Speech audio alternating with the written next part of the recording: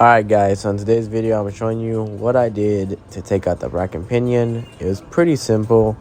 I'm just showing you how I took it out. This is all the bolts I took out from that pan. You're gonna have to take that pan regardless. Even if you try to not take it out, you still gotta take it out.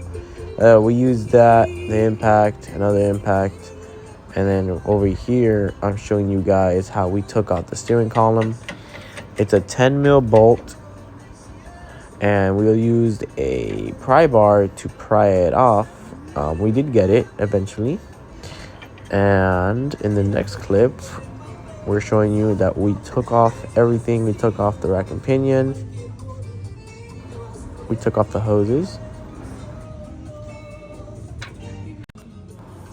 Okay, in this part, as you see, we already took off the rack and pinion. There's only two 14mm bolts holding the whole thing in there. Alright, in this part, it got cut because my phone died. But we did install the rack and pinion after having some difficulty trying to get two hoses in. It took us quite a bit of while. And after that, the Z broke down because the transmission line popped off and we got stranded. So this is us going back